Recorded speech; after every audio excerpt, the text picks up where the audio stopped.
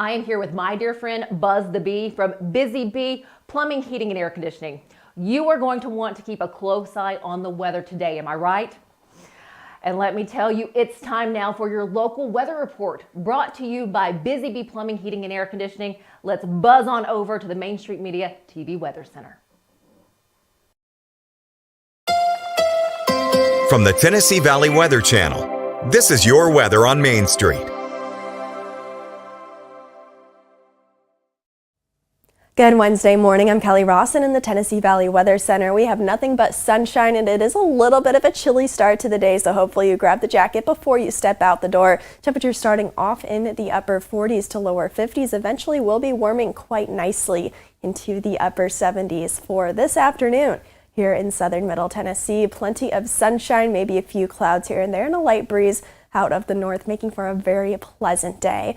For today and for this evening, temperatures will cool off. You'll likely need a light jacket for the evening time as well. And for tomorrow morning, expect temperatures to once again start on the chilly side, then warm up pretty nicely. Over the next few days, expect pretty much nothing but sunshine and maybe a few clouds thrown into the mix. Temperatures gradually warming up into the upper 70s and then lower 80s. By this weekend, we stay dry though, not only for the rest of this week, not only for the weekend, but looking like the beginning of next week will be dry as well. Thank you for that update. Tune in each day on Mornings on Main Street for an up-to-date weather report brought to you by Busy Bee Plumbing, Heating, and Air Conditioning. All of their contact information is below. Have a great day. Good morning, Stefanie. Good morning. I get hot tea.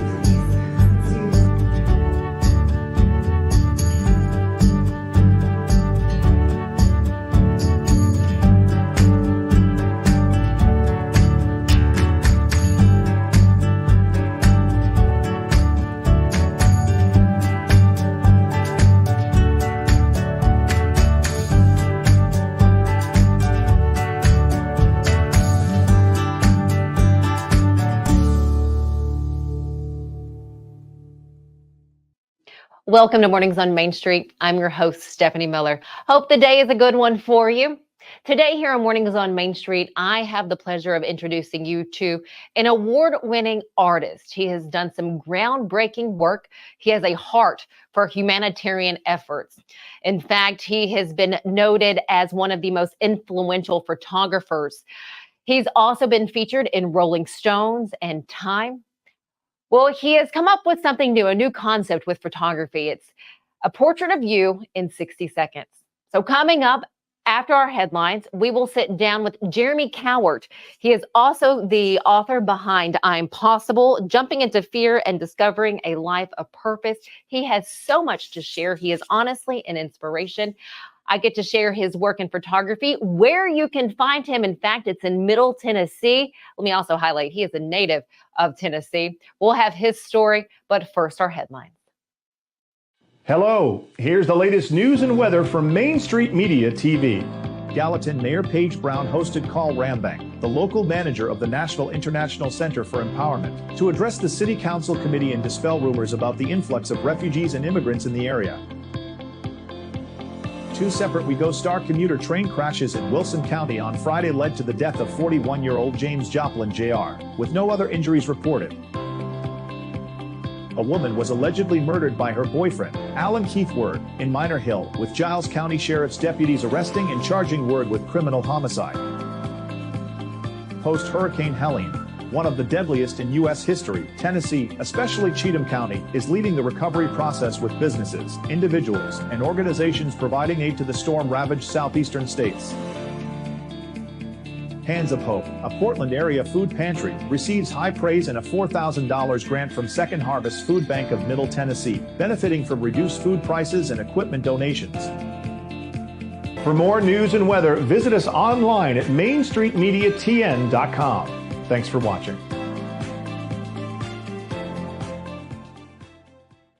So Busy Bee is a very close-knit family.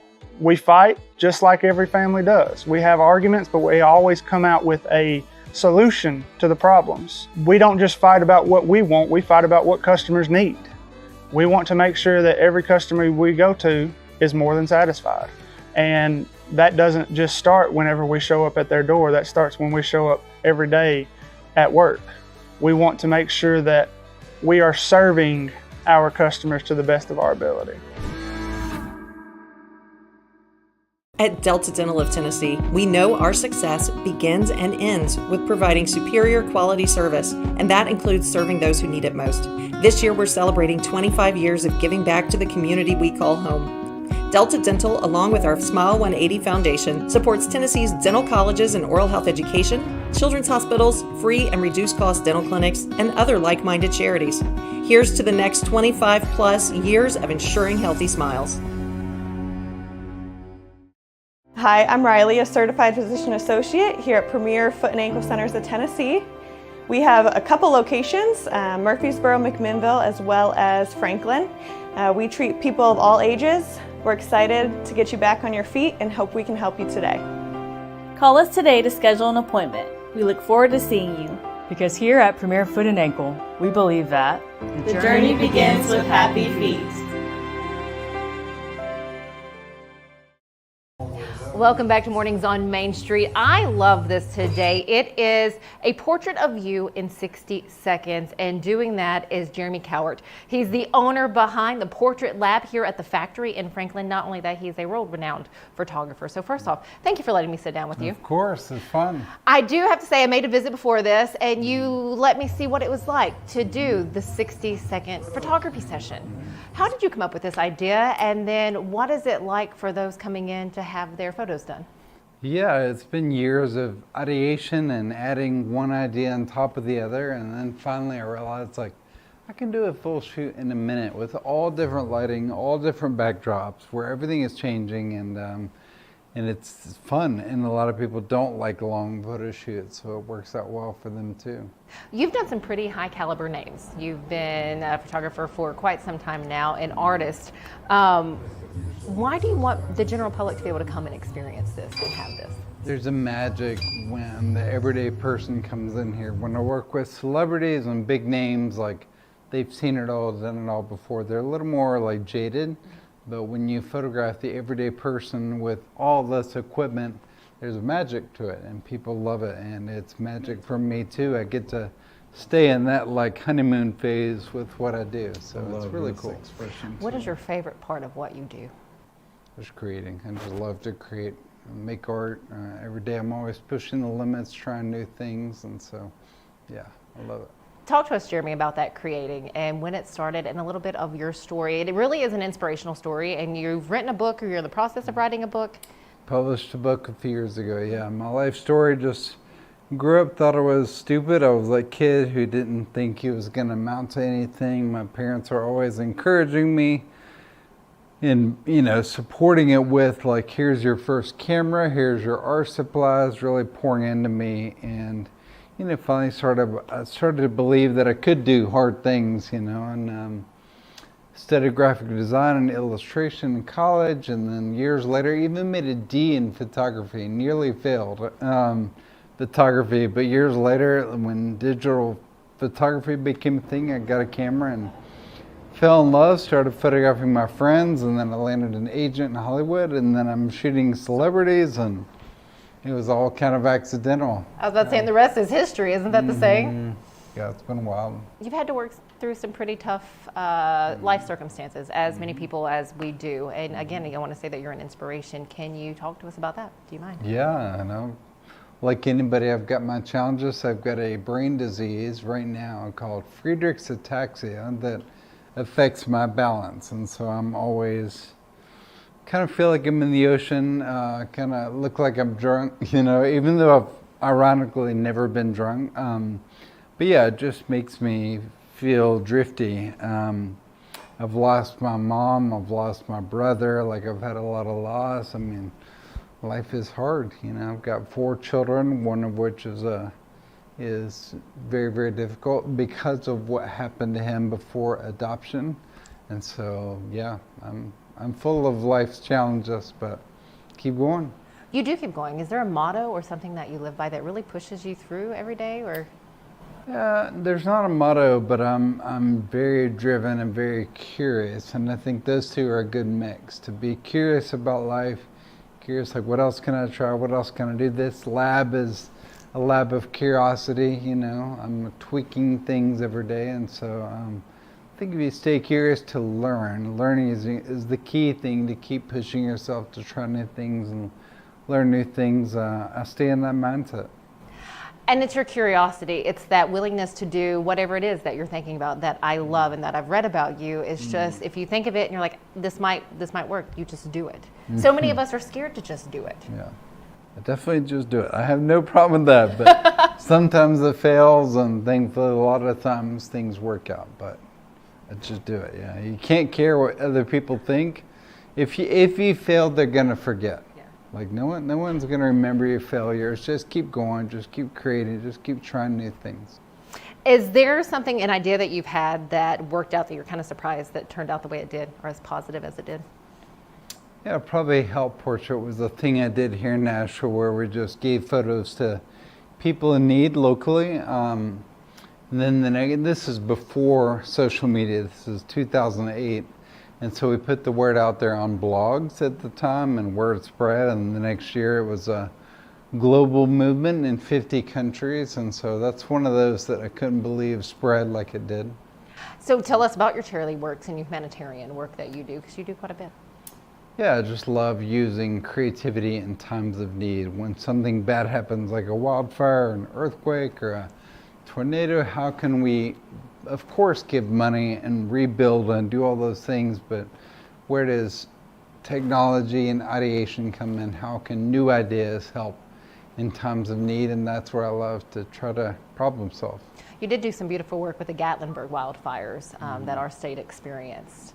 What was that like for you to share those stories? Such beautiful, touching, and just momentous stories. Yeah, it was intense. I had the idea to use a drone and a mattress to tell a different story. So we used a drone and a stark white mattress in the middle of all these kind of burned surroundings at the time to tell individual stories, and that helped them raise a lot of money to rebuild. And thankfully the city of Gatlinburg has a permanent outdoor museum of those photos that you can walk through in Akisa, and so that was a massive honor. And so yeah, I just love to see how storytelling and photography can help in those hard times.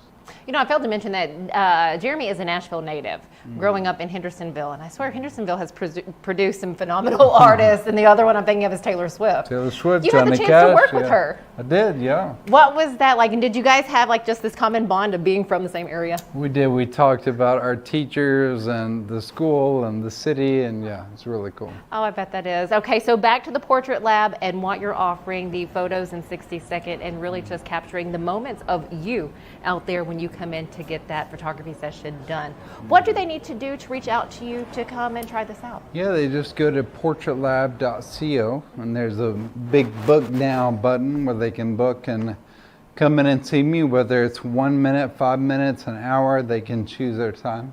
And can I just say it's in air conditioning and there's a roof, so again, you don't have to worry about the weather or the elements outside. You're not dragging your children out into a field on a hot day and they're screaming and crying. It's 1 minute and ice cream next door, so yeah. Win-win. I know, totally. Right? Yeah, exactly. My other question is, where can we follow your work and the other things that you do? The best place to follow me is on Instagram for sure. It's just at Jeremy Cowart, and I'm on Twitter and TikTok, everywhere else as well.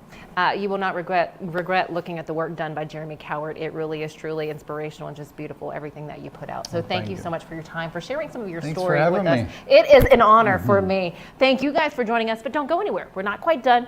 We'll be right back. Step into the Lionel retail store at Opry Mills, Nashville, and you'll be captivated by all the magic of the 123-year history of Lionel trains. Whether you're already a train enthusiast or just getting started, Lionel will energize your love for trains. NASCAR fan? Come check out your local Lionel station to learn all there is to know about model trains and die-cast NASCAR collectibles. Visit nashville.lionel.com or call 615-455-9399. He shoots, and he scores!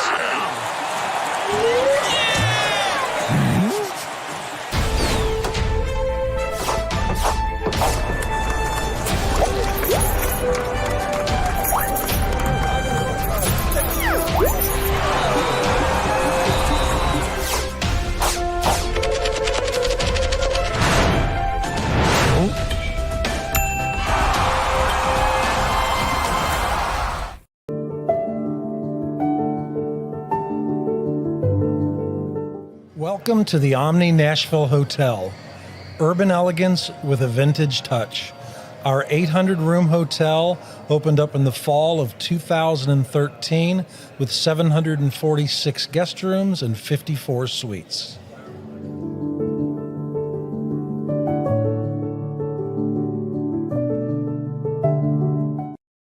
Well, this is my favorite part of any show that we do, Jim.